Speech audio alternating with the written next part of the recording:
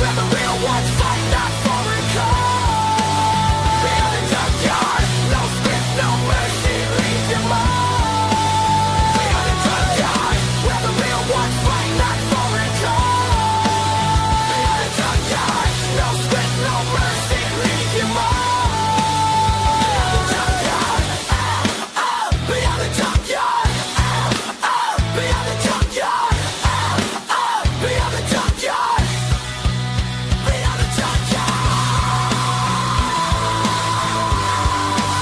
beyond the junkyard, beyond the junkyard.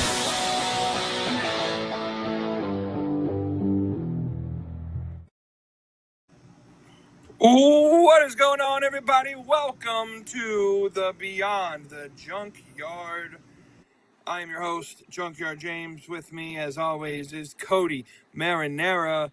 We are live here on Thursday, the 7th of May. It's already May in 2026. That's absolutely mind-blowing. But as always, Cody Marinara is here to my side. My friend, how are you doing on this wonderful Thursday? It's a sad day. Taylor Heineke retired from football. Listen, he led us through some very, very dark times, and gave us some memorable moments. Let me stress out most of the time he was playing quarterback, but old Heineke was cool.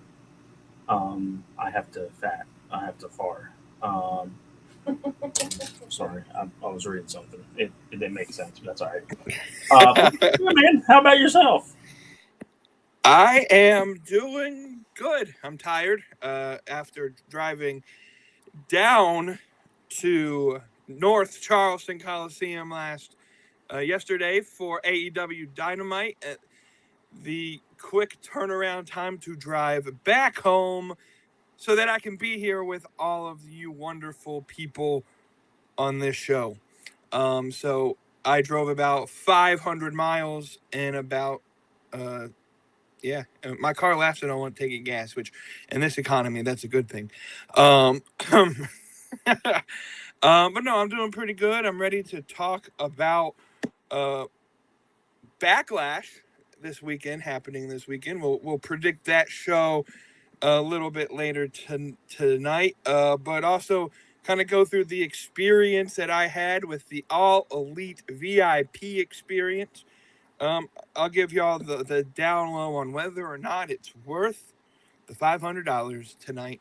But we'll also talk about Dynamite, and maybe from my perspective being there live in the building to your perspective watching it on TV.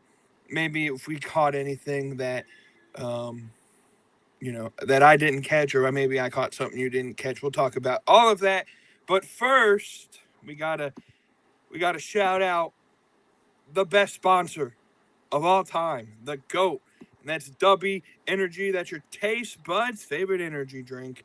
If you go ahead today and use code Beyond the Yard, you can save 10% on your order. And we've made it very easy for you to get to Darby Energy. Scan that QR code in the top left hand of your screen. Go to w.gg, use code Beyond the Yard, save 10% on your order. It's your taste buds' favorite energy drink. It's so easy. All you got to do, pour a scoop of that mix into water, shake it around, and you got enough energy to get through your day. That's Darby Energy, your taste buds' favorite energy. Let's get going with the rest of the show. We'll keep that QR code there for you at the top of the screen. Let me know what you guys think tonight in the comment section. We'll if you comment below, we will share your comment on screen. You can join the conversation. We're going to start by bringing back a segment to the show that we haven't done in a couple episodes, I don't think. And it's the mid-card meltdown, except it's starting the show this week. My friend, has there been anything in wrestling, or maybe not wrestling, but maybe outside of the wrestling world, that has just been grinding your gears over the last couple of weeks that you just need to melt down for a moment, I'll give you the mic. Well, AEW should not go back to Charleston, South Carolina. Listen, they may have drew a little bit more than they did the last time, but listen, it's just not a wrestling town at the moment, and that can change over the course of time, and maybe AEW can help do that. I just don't think right now it's the best time for it. With that being said, please go back number Charlotte. I'm afraid I've got some bad news. Oh, I know. And Tony Khan said he's coming back to Charleston at some point. So he can come back. He can come back. Just don't do it within a year. Don't do it within 2 years, because Charlotte better get in the next time they're coming to the Carolinas. Speaking of that, I made a post on X last night, or whenever the Young Bucks posted on X for us to ask questions, and they may answer them on the next BTE episode. And I specifically put, please come back to Charlotte. And I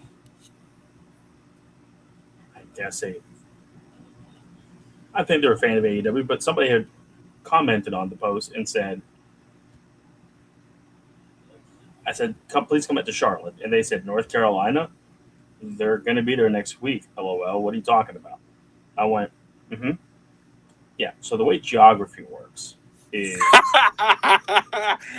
you look at a damn map. And I said, if you read my post, I said specifically Charlotte, not just North Carolina in general.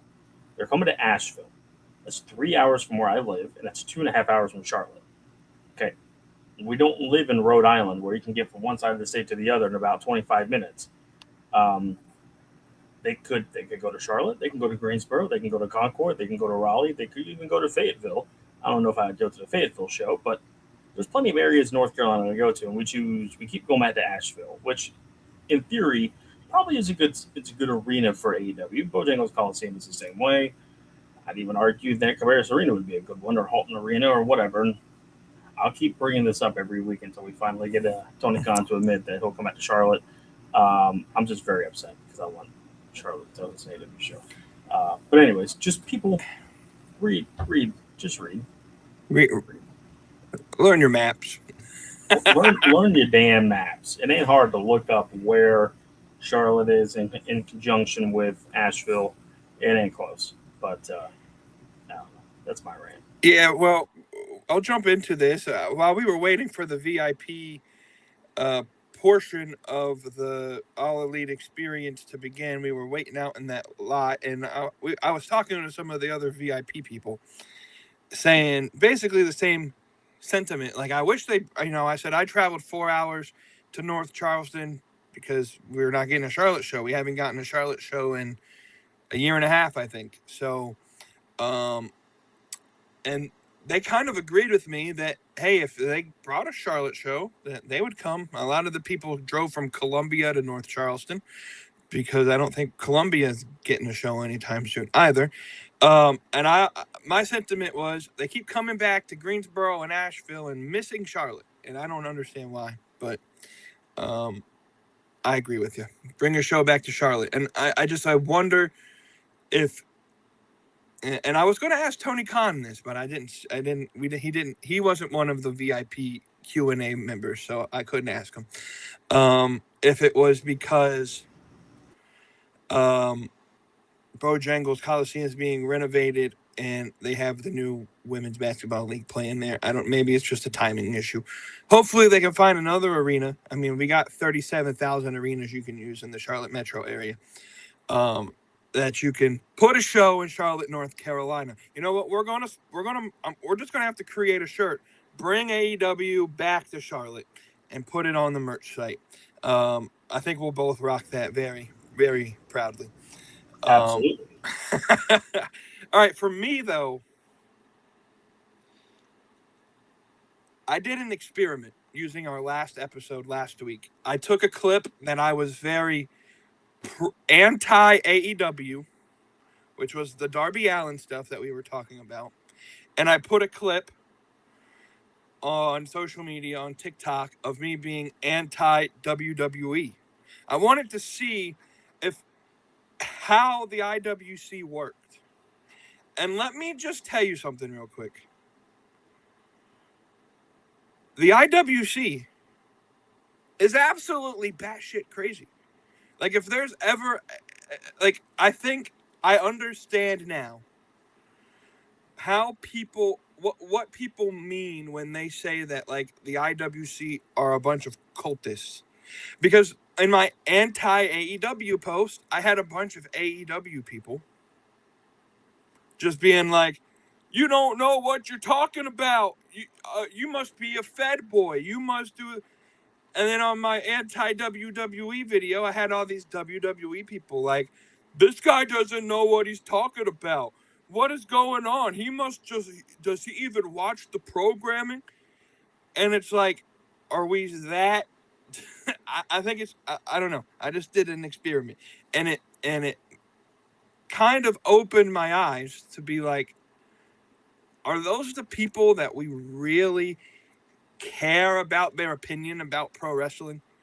Like, I don't know. It just opened my eyes to this realm of, like, these people are so fickle. If Darby Allin went to WWE next week and defended the AEW World Championship 17 times on Raw, they would hate Darby Allin. But because he's in AEW, he's the greatest thing in the world. I don't like that sort of mentality there.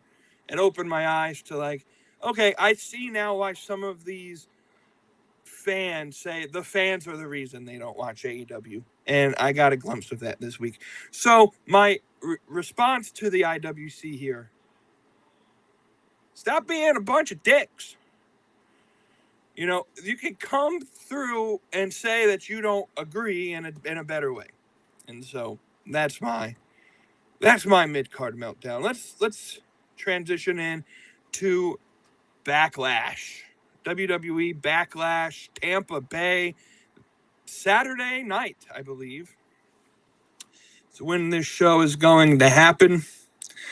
Before we get and break down the 5-match card, the 32 minutes of wrestling you'll get with 2.5 hours of advertisements. They're live from Benchmark International Arena in Tampa, Florida. And John Cena's back again. It seems like, he retired from a wrestling perspective, but he's now the guy who's going to do all the promotional pieces, since I guess Dwayne "The Rock" Johnson cannot be found anymore. And John Cena has promised to make an announcement on Saturday that's going to shake the foundation of WWE. Your thoughts on, one, Cena coming back again? We saw him at WrestleMania, and now he's coming to Backlash. But also, what could this announcement be? Yeah, I mean, it's just another publicity thing on the Fed's part. I think they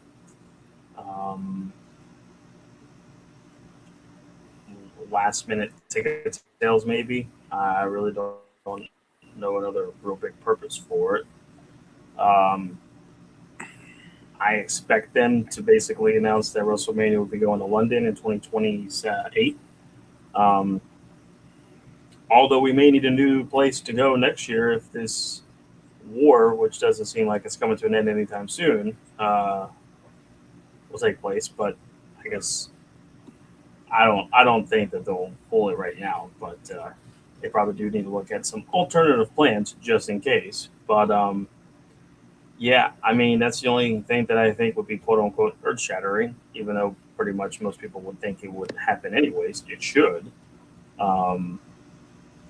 I think WWE is probably getting a little tired of seeing AEW be the only wrestling promotion to run Wembley Stadium Um, and yeah, that'd be my guess is that WrestleMania in 2 years is going to go to London. Um, yeah, that's really the only thing that I can think of, to be honest with you. Yeah, it's interesting to me because I'm trying to think of what could John Cena announce that would be like earth shattering. And I made this joke, I think, on social media earlier this week. John Cena's coming to AEW, everybody. That's the earth shattering number. He's coming to AEW. And he's going to fight Darby Allin next Wednesday. Oh, sorry, in 2 Wednesdays for the AEW World Championship. Because apparently all you got to do is say, Darby, I'm next, and he'll give you a title opportunity. But no, I think, like you said, they're either going to announce WrestleMania in 2 years, or they'll announce some brand new partnership with some other company that, it wouldn't surprise me if the announcement had something to do with the UFC show at the White House. If they have like a double weekend in Washington, D.C. or something, they have a show there that weekend. Maybe they announce that. I don't know. It's probably WrestleMania, and it's probably London, like you said. But I guess so we'll have to tune in and see. They got me intrigued a little bit to see what the hell John Cena is continuously coming onto these shows to do this type of stuff. All right, well, let's break down these 5 matches.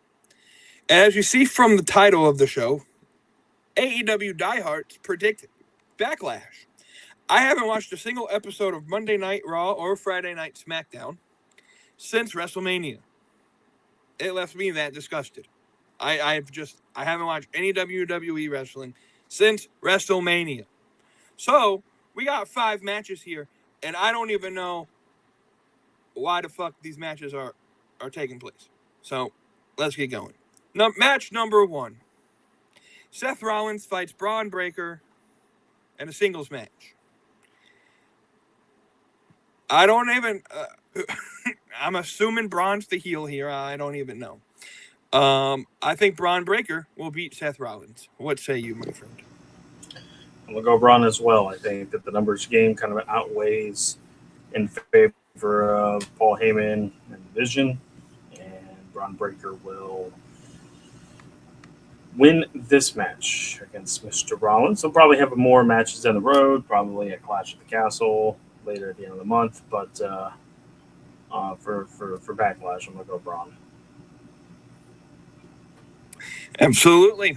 All right, we jump in. Trick Williams takes on the newly crowned United States champion, Sami Zayn. He has Lil Yachty on his side. I didn't realize Lil Yachty was in WWE now. How the greats have fallen. That Lil Yachty is now, mainstay in WWE television. Trick Williams fights Sami Zayn. U.S. title match. I'm sorry. Trick Williams is the champion. I mistakenly read that. He fights Sami Zayn for the belt. I think Trick will retain here. Yeah, I don't think that they'll keep doing this flip-flop stuff with the belt. Sami had it, beat Trick about maybe a month ago, and then Trick won it back at WrestleMania. I hope they don't do flippity-floppity with the belt, and I think Trick retains. We might be 5 for 5 predicting this show together. Io Sky fights Asuka. I don't even know what put this together. Again, I haven't watched a single episode of Running. I'm just going off of good vibes, guys. It's good vibes that are telling me how to pick this. Io Sky's my favorite wrestler in WWE, so I'll go Io Sky to beat Asuka. I'm gonna go Asuka. From what I believe, and I forgot the name of the word, but it's basically Asuka is like the superiority over the Japanese gals.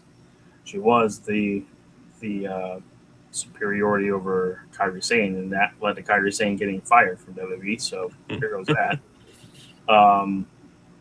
So I think either Asuka brings out somebody else who might be taking that spot, or something happens and Io does not get the win. Alrighty, we're moving right along here. Danhausen and a person to be announced, I guess, at the show, will fight The Miz and Kit Wilson in a tag team match. First off, who the fuck is going to be Danhausen's partner? CM Punk? I mean, they're two Chicago clowns right there.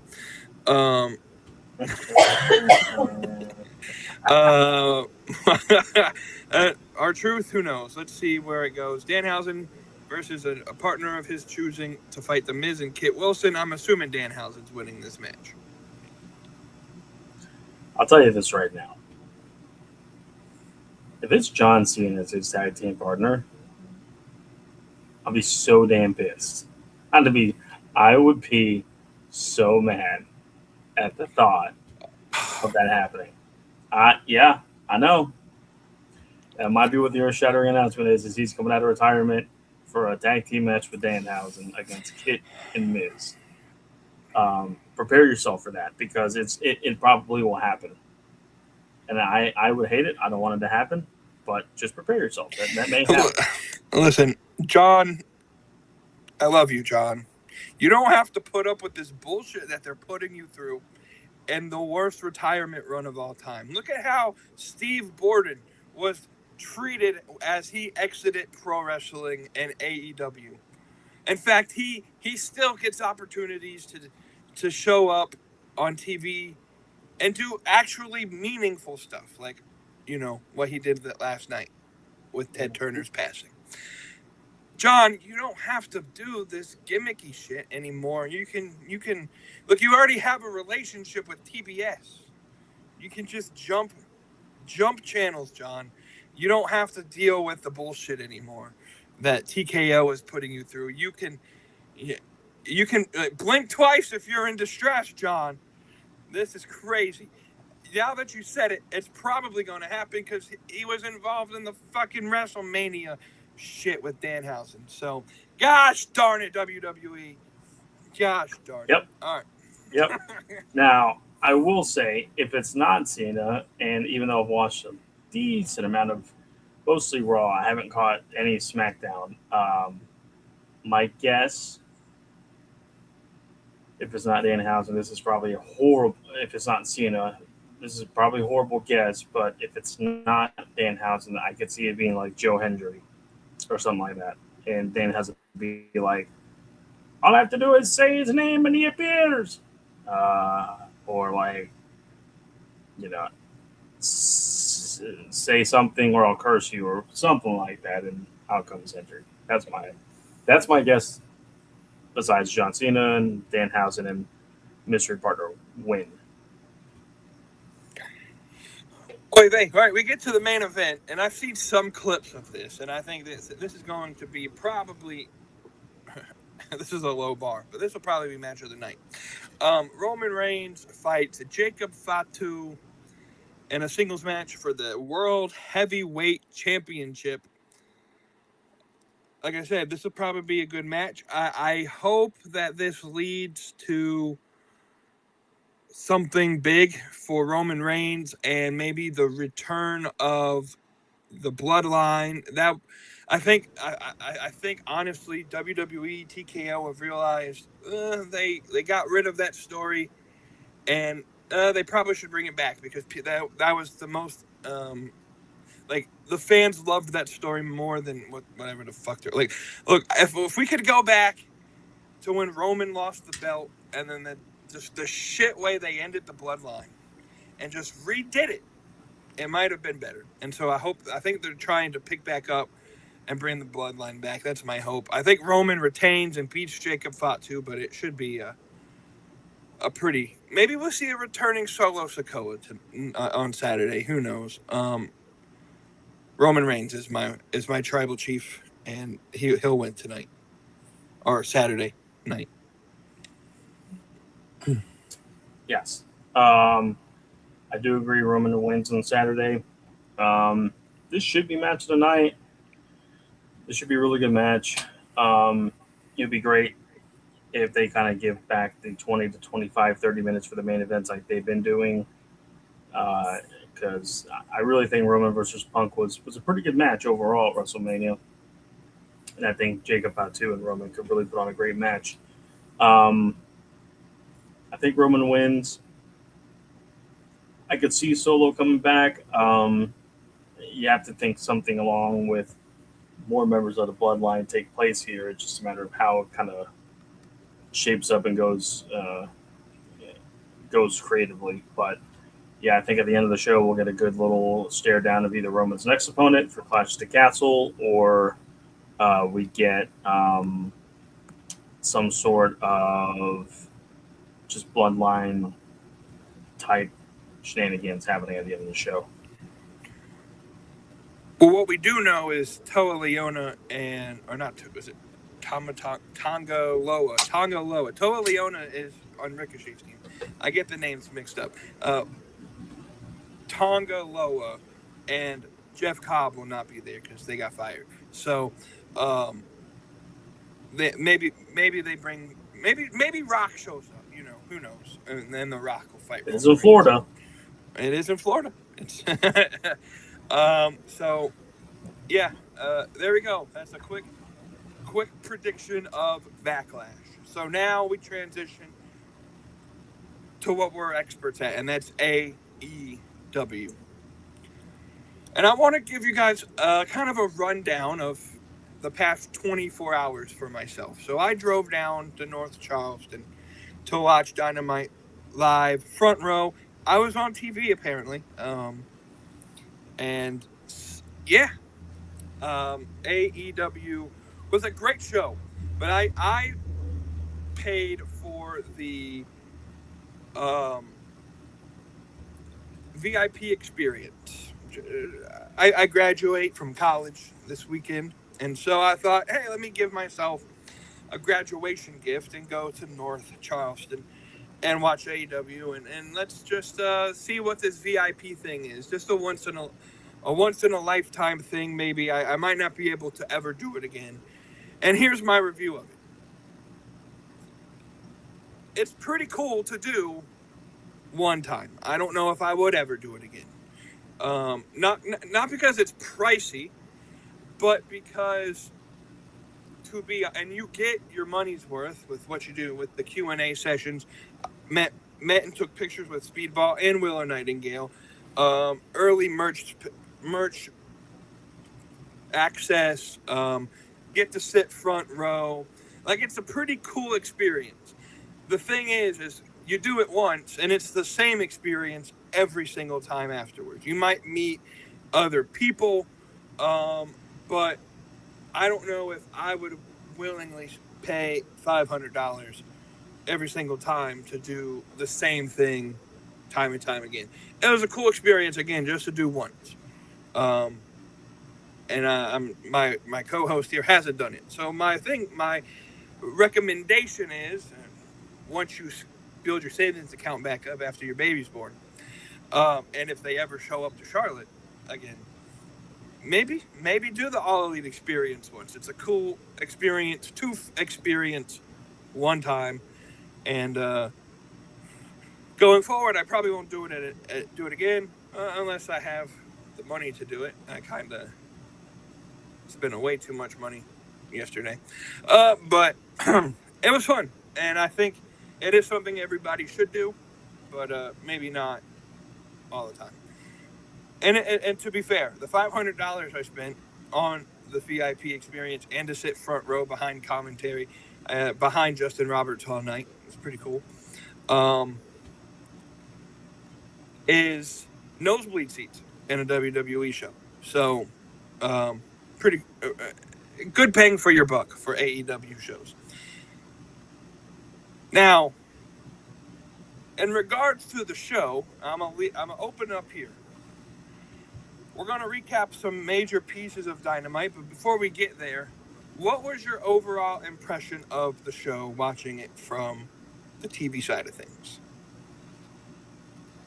I think it was all right. Um, the show was a little darker than usual, and I think that's because obviously, they only filled out kind of the lower bowl section of the North Charleston Coliseum, which, if you look on a map, the lower bowl section is not quite as much as the upper decks, and there was not, if anybody, but a few people in the upper deck that it looked like on TV. So it looked darker than usual. But I mean, the crowd seemed for the most part pretty decently into the show. But yeah, I mean, besides that, I thought the show was okay. I didn't think it was anything too great. Wasn't a bad show at all. 3 hours is hard to fill on TV, 3 straight hours, that is. And I thought AEW did a pretty good job at blending in Dynamite and then going into Collision and kind of carrying over what happened with the MJF Darby thing over to Collision. And then we had a couple of matches on Collision. I'm glad it was only a 1 hour Collision and not 4 hours of pro wrestling. But yeah, I thought the show came across pretty okay on TV, and the crowd seemed pretty good. If you accept my shared screen, My bad. There he is. There's our boy. Look at him. Look at him giving him the. I don't even know who the hell this is right here. I don't remember what match this was. To be honest with you. That is Dax. That's Dax. That's Dax. Yeah. For a second, it looked like the FTR on the trunks was the big giant M. FTR. I can see that now. You almost give him the Dax like, the hell you doing over here, bud? Type of look. But well, what you don't see behind in this picture is Juice Robinson is behind the table. So I was looking at Juice Robinson with deep concern in my eyes that he might be dead. What you don't see, no, Juice fought John Moxley, so that wasn't Juice. Who was behind the fucking table? I don't know. There was like 8 people that were in this whole segment, so yeah, I can't remember what happened here, to be honest.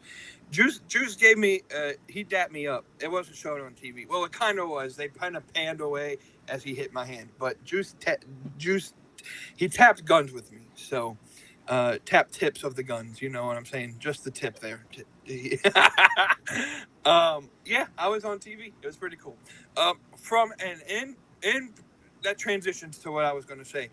I felt the crowd was very good in the arena. Now, obviously, here's the thing, and I got a comment when I said that the crowd was very, very energetic last night, that really it sounded kind of quiet on TV. And here's the thing, it's a 10,000 seat arena, and 4/5 of it was empty. Yeah, it's going to sound quiet on TV because you're not going to be able to mic a 10,000 seat arena that only has 2,000 fans in it to make it sound good. In person, it was, at least in my section. In my section, it was absolutely it was a blast. The people sitting next to me were great. And yeah, it was just one of those things that I enjoyed it. And so it felt like it went by quicker. There's just something about watching an AEW show live that that you just get a lot more out of the show. I think it's like an energy there that you don't get when you're watching it on TV.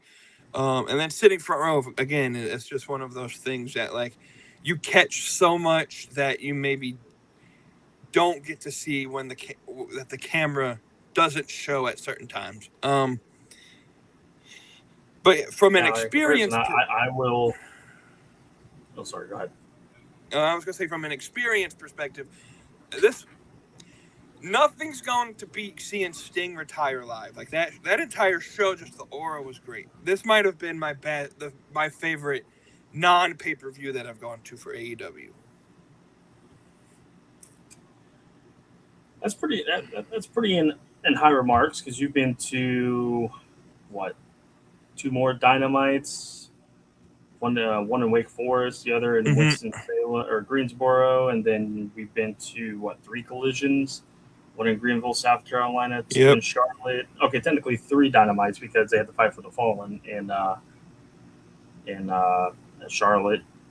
6th episode after the COVID shutdown, and then we went to the 6th ever Dynamite in Charlotte. I would say that first Dynamite was pretty good. The Fight for the Fallen show was pretty good. That one might be my favorite AEW show besides Revolution. That might be my favorite. If I had to put from all the shows I've been to, it would be WrestleMania Sting's retirement #1, Revolution, WrestleMania #2, and then Rumble #3 from '04, and then probably the Fight for the Fallen, and then Blood and Guts. But anyway, random question: who won that Rumble in '04? According to ESPN, it was Mr. Guerrero of Eddie, and that is wrong. That is incorrect. I was 8 years old at the time, and I still promise you it was incorrect. But no, I mean that's pretty high praise for considering how good of a show it was. Now, in comparison to that, I'll be able to give you my reaction to how I feel a WWE show will be live here in a couple weeks when they come to Greensboro. I'll be going with your brother, fellow host of another podcast. And we got tickets, not in the very, very tippy top. We're only a couple sections into the upper deck. So we're pretty close to the front of the section of the upper deck for $30 a ticket. Tell me how that happened. I don't know. I just happened to catch it on a great day, I guess. So, the next day they were probably going for $250. So that's the same type of sections now are going for $53. So I mean, we got some sort of good deal when I did it. But yeah, so I'll be able to and that'll be my first WWE show in 4 years. I think the last time I went to a Raw in 22. I don't know if I went to whenever Vengeance Day we went to. I don't know if I was 22 or 23. But shoot, it's been longer for me because I don't think I went to that Raw you went to. No, it was just me and J-Dog. But we did go to Vengeance Day, but I think that was 20. I don't know if that was 23 or 22. It was me, you, and your brother. I don't remember what year that was. But anyways, it's been a long time since I've been to a WWE show. Roman's going to be there. That's the only reason I'm going. Is he? So what is he going to be there? They have made it known on their events page on social media that Roman will be at Raw in Greensboro. If I get a pre-tape vignette, I'm going to be pretty pissed. I can confirm through my Facebook photos. Vengeance Day was February 4th, 2023. Okay, so it's been, if you want to count NXT as a WWE main branded show, it's been a little over 3 years. But for a Raw pay-per-view or SmackDown show, it's been 4 years. So in that time frame, I've been to 4 AEW shows, maybe 3. So we'll compare and kind of see what my experience was like with that. But absolutely, yeah. I mean, considering we paid the same amount of money to sit lower level for Blood and Guts, I don't think the value of the ticket price will be as good. But we'll see. We'll see how it looks and how it feels, and kind of compare what our experiences was for different shows. Absolutely. Now talking about the substance of AEW Dynamite last night, there was a lot going on. Now the guy sitting next to me, and I had this thought pop up in my head. I didn't say it to him. He asked me during the 10-man. Oh no, not the 10-man match. The FTR Orange Cassidy match. That's who it was. Orange Cassidy was fighting FTR and that double Jeopardy match, and there was like 35 people ringside. He asked me, he's like, "Are you into AEW? Why the hell are all these people here?" And I'm thinking to myself, why are you buying a front row seat if you don't know what the fuck's going on? And I was like, I'm gonna be honest with you. It'll take a while for me to explain why all of these people are out here. because there's like 4 different feuds being built in this one match. Just to be completely honest. But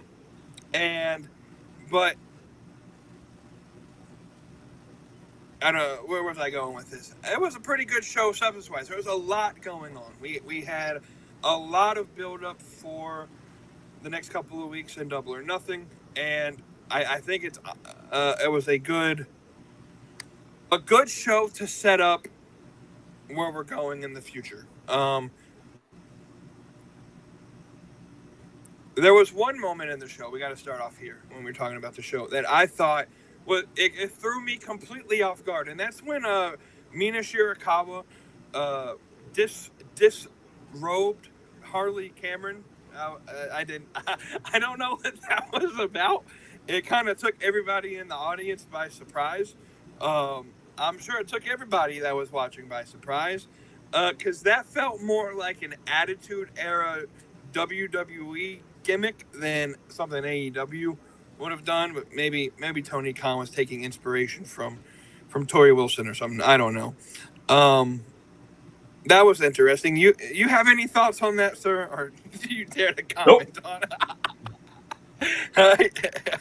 it? He's been trained well.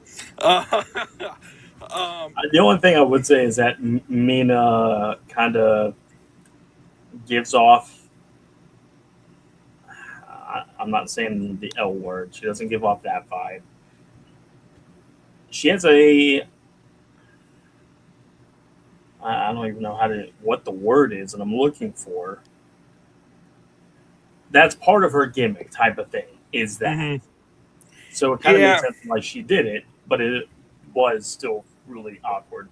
But yeah, that's really, I don't have any other thoughts on that. All right. Well, I'm sure you have thoughts on this.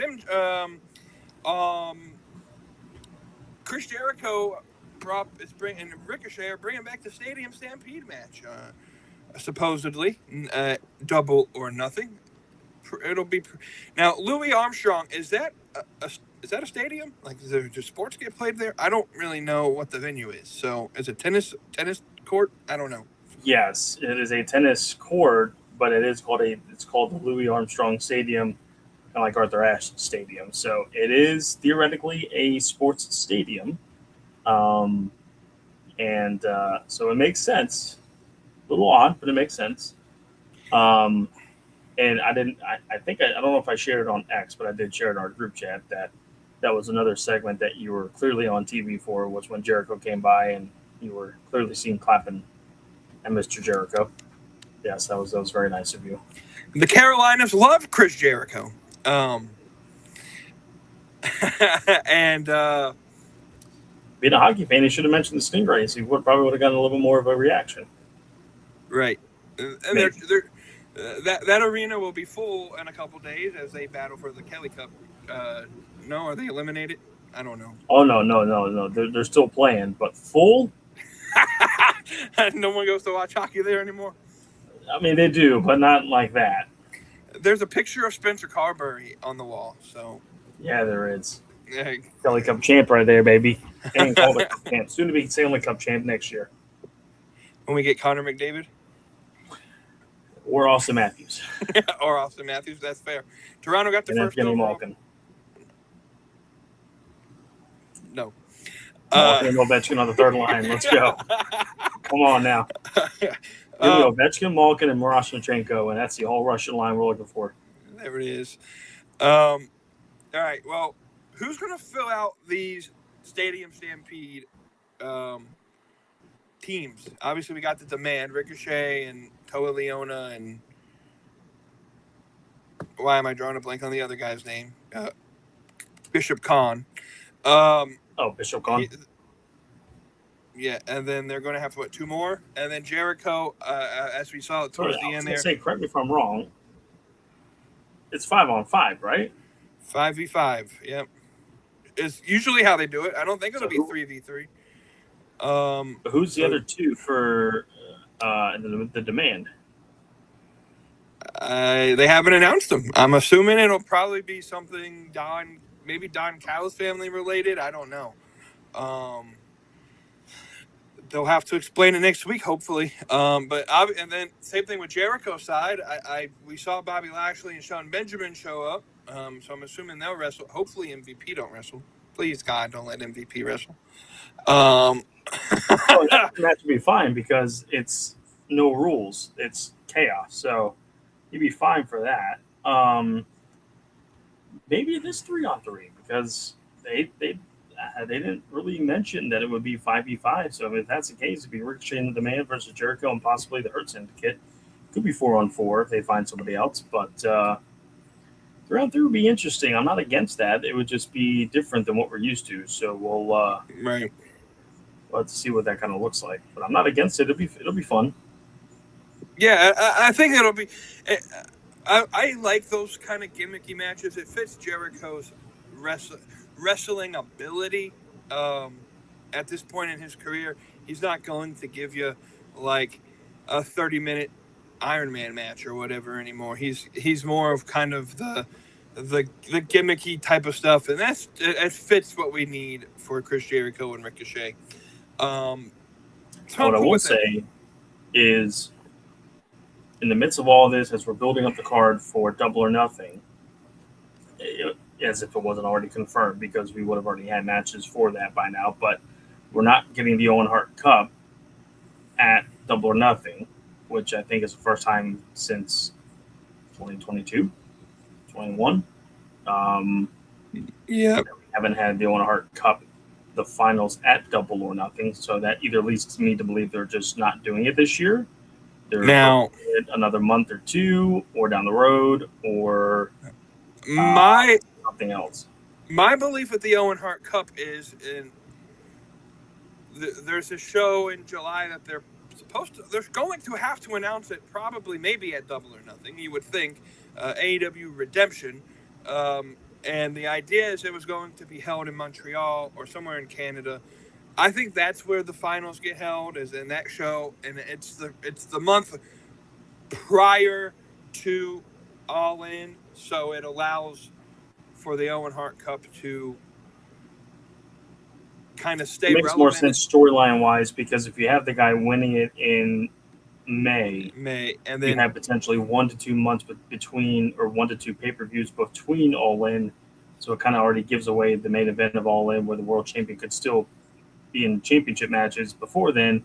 And it's like, okay, well, you're just giving it away. Why should I have to watch or buy pay-per-views for the next 2 months if I know the main event for 3 months down the road? So in that way, it kind of makes more sense, because even if it may be a month before All In, you can have your main event and build really good, compelling television for 4 weeks instead of saying, "Oh, we got to give away the main event 3 months in advance." So I'm not against that. Yeah, and I really do think they're building something special with this Ospreay storyline, and I think the first piece of it, the first building block is going to be at Forbidden Door. Will Ospreay won the Never 6-man tag team championship at New Japan with the United Empire about a week ago now.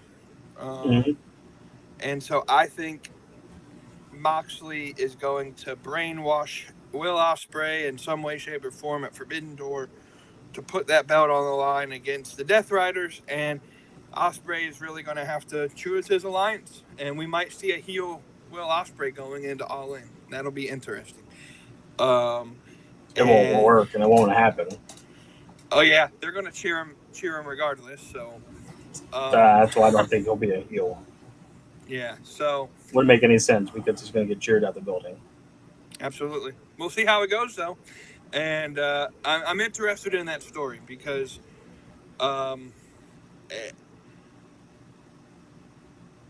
it's interesting. Is Ospreay?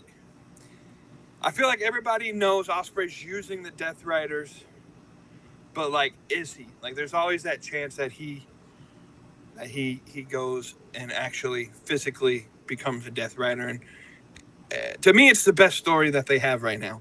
I had a conversation with a guy as I was checking out of the hotel this morning, and he also agreed with me that the stories in AEW are kind of lacking here recently, and he said if WWE could put on the type of matches that AEW does, that they would blow AEW out of the water. And with the storylines where they're at, I can't say that he's wrong. But that Ospreay story is actually pretty good. Absolutely. I totally agree with that. All right, and now we get to Darby Allin. I think this is the biggest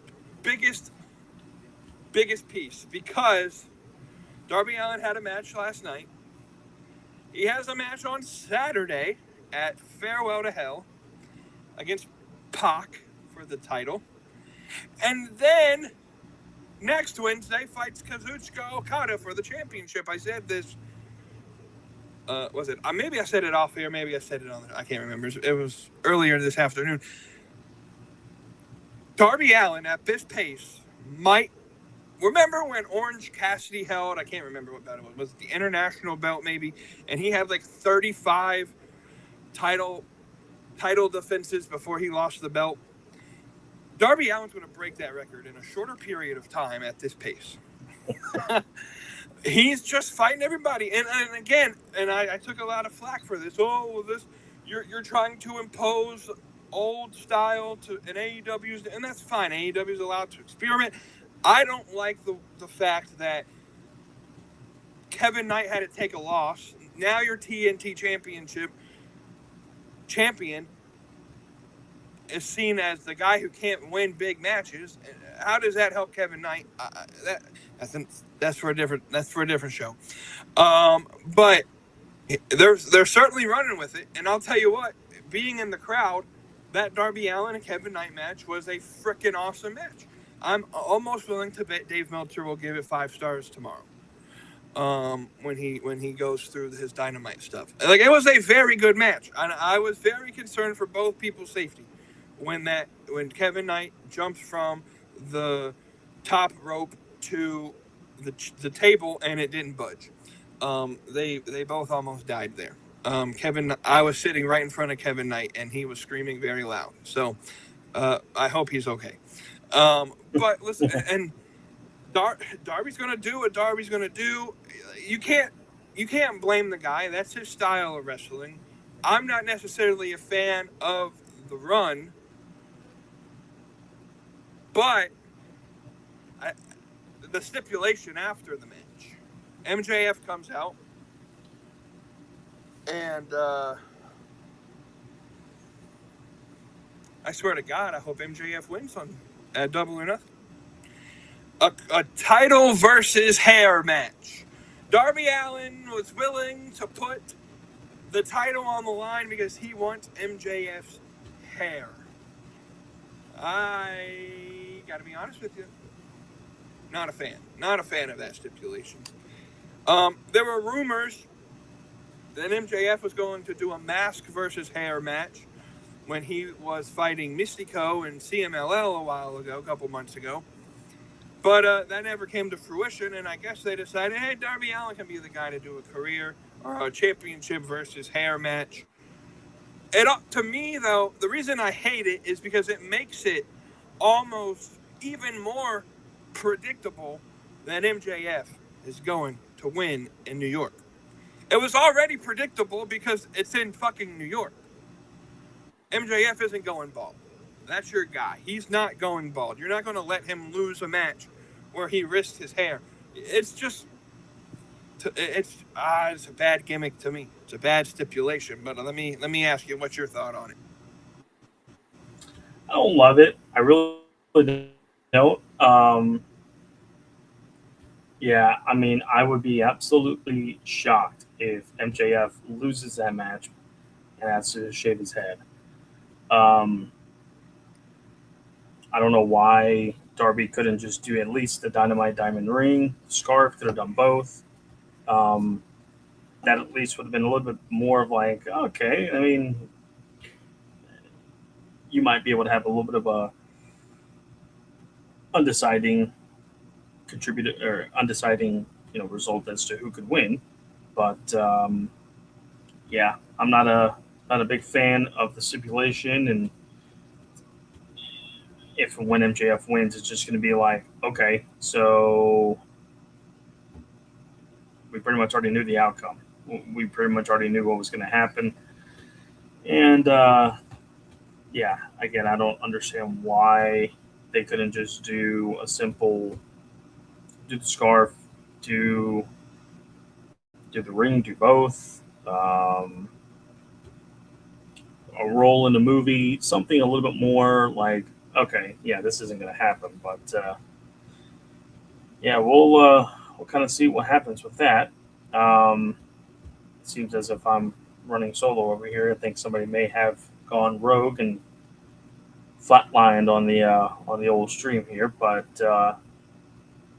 yeah, I understand the aspect of this Darby run not exactly living up to the expectation, or just in general, it's not, it's not doing what it needs to be doing as far as why it had to happen, why it needed to happen, kind of a shotgun type booking type of thing. But at the end of the day, these decisions do happen every now and then with getting a guy who don't really see as a world champion, wins it and has a little short run with it. And yeah, I don't know. I kind of don't know where it's going to go over the next couple of weeks. I think Okada's going to fight him for the title next week, which is cool. But at the same time, Okada losing it, that's another champion. He's the international champion, so him losing, be like, okay, Darby's beaten Brody King, he's beaten Kevin Knight, he's beaten Tommaso Ciampa, he's beaten MJF once, and now he's going to beat Okada. Really? That one I'm not sure about, but it's just going to be one of those things we're just going to have to kind of deal with for at least another couple of weeks, and then we'll kind of see what happens at the pay-per-view. And yeah, I don't see any way that Darby loses this belt or wins against MJF at Double or Nothing. If he does, I'll be very, very, very shocked. And at that point, I'd be like, all right, what are we doing? That doesn't seem like something that should be happening. Darby retaining a Double or Nothing, but I guess we'll see. Welcome back. What the fuck happened? You're mid conversation, and my computer. Don't worry now. Sauce Man knows how to roll with the punches now. Okay, we know how to stir the pot a little bit, and we know how to mix that sauce. All right, a little bit. It's good to hear.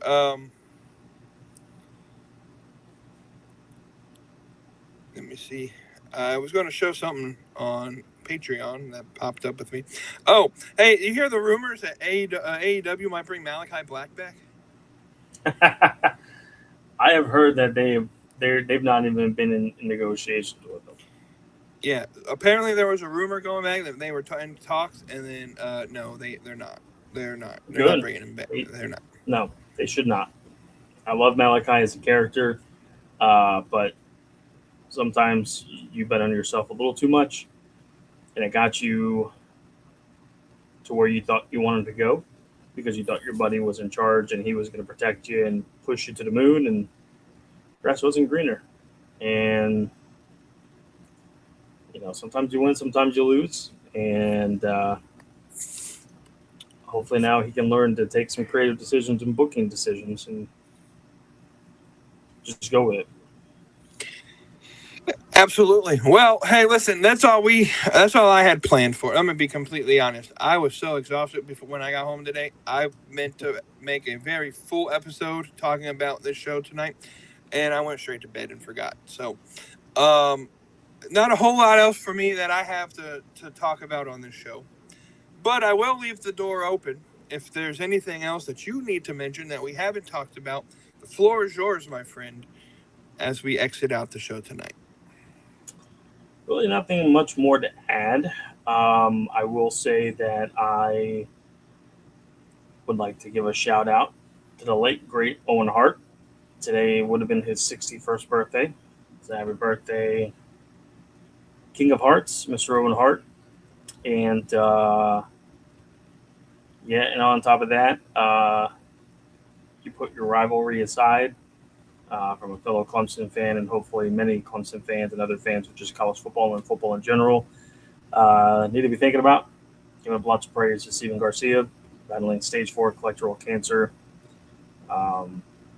That's really devastating. Really, really, really hard news to hear. Young guy, and shouldn't be going through that. So, seeing some of his posts on social media, seeing a couple of videos he's posted, he seems to be in really, really good spirits. And I know he has a GoFundMe, so if anybody has the means to be able to donate towards him for his medical bills and things like that, definitely do it. But keep Steven in your thoughts and prayers. He definitely needs them at the moment, and just fight hard. And we hope he overcomes this and beats it, and fights a good battle, and that's all we can ask for. So that's all I got on my end. I don't know how much you pay attention to Ring of Honor, if any at all. I know they have a pay-per-view coming up in a month. In a month? Weeks, whatever it is. No, it's next Friday. Okay, so a week and a half. Supercard of Honor live from Salisbury, Maryland. Maryland. You can come to Salisbury, North Carolina. There ain't fucking shit. East Rowan High School has a lot of seats. We can make it work. Absolutely. Listen, their women's title match is a survival of the fittest match, and your favorite wrestlers in it. What? Your favorite wrestlers in it. What do you mean my favorite wrestlers in it? Yuka Tsukazaki's in it. She better fucking lose that match. She better lose. It's not my favorite. Is she gonna be the one to dethrone Athena? So the competitors, it's Athena, obviously, Billy Starks, Maya World, Yuka Tsukazaki, Trish Adora, and then tonight they had Zeta Steel fight Heian.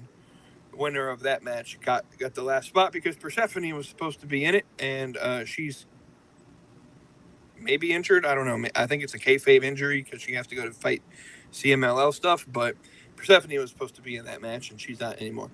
Now, if I understand that is like an original ROH type of match, I believe. I felt like quite a bit of the ROH lifers were saying how they were giving credit to Tony for bringing that match back. So I assume that is an ROH OG type of match. I think so. I have never heard of a survival of the fittest match, but I'm not the biggest ROH guy. So to me, it seems like it would be kind of like first pinfall or submission wins the match, or maybe elimination. I really don't know. It sounds to me like it's just a eliminator gauntlet match, like WWE runs, but I don't know. Yeah. Well, I'll have to look. Reminds me a lot of the old scramble match. Yeah. I'll do some research and report back to y'all next week. How about that? Day before the show. The day before the show, yep. Our women's ROH TV title, Red Velvet versus... Is Viva Van an ROH wrestler now? That's interesting. I'm assuming Mark Briscoe's going to be on that show, right? It's in fucking his backyard. You would think so, and I think they're going to have Collision the next night at the same arena. Yeah. So that'll be interesting. I'm really looking forward to Saturday with Fairway to Hell and how that, or not Saturday, whatever day. Yeah, it is Saturday. Which is, no, it's not weird. I'm looking forward to it. I want to see what that SoFi Center looks like on TV. I want to see how the whole setup looks and how the matches go and what the presentation of the show looks like. Yeah. Kudos to AEW for having a bunch of their shows running in very, very, very different looking venues, and it'll be interesting to see what it looks like and how the show goes, and as we get closer to next week with a couple weeks after that, Double or Nothing. Yeah, I feel like this would have been where in the past AEW would have ran like a battle of the belts. I think they got rid of that. Now it's Fairway to Hell. I like it. I think we're gonna get Jack Perry and Mark Davis. We'll get Pac versus Darby Allin, and I'm almost willing to bet Willow Nightingale will put her TBS title on the line because she threw out that open challenge. She's the comeback killer now, which means whoever she's fighting is going to be somebody that hasn't wrestled in a while. Maybe Mercedes Moné. We'll see. Maybe Britt Baker. It's in Florida. We'll see. We'll see how it goes, but that's all we got tonight. And before my internet goes out again, we're going to shoot it out to you again to say the final words. Give me the old wrap it up symbol there. Yeah. Well, got a lot of wrestling going on this weekend. Obviously, Friday Night SmackDown, and then you got Backlash Saturday, Fairway to Hell Saturday. Sports, of course, NHL playoffs, NBA playoffs. MLB's in full swing as well. NASCAR's back in the saddle. Speaking of back in the saddle, your boy Cowboy Clyde got the second win of the year last Sunday. Very proud of him.